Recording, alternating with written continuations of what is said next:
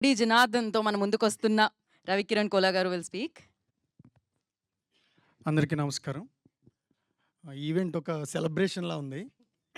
ఈ పోస్టర్స్, ఈ teaser, songs అన్నింటిలో కూడా అదే సెలబ్రేషన్‌గా అనిపిస్తుంది.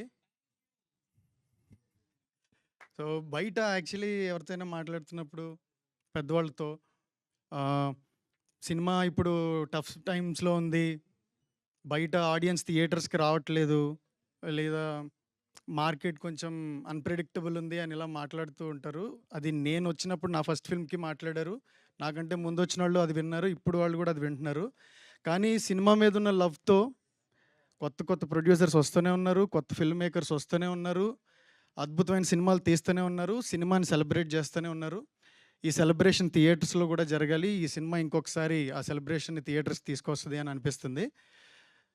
వీళ్ళు ఇంకో కొత్త టీమ్‌కి హోప్ అవ్వాలి. చాలా పెద్ద సక్సెస్ అవ్వాలని మనస్ఫూర్తిగా కోరుకుంటున్నాను. Thank you.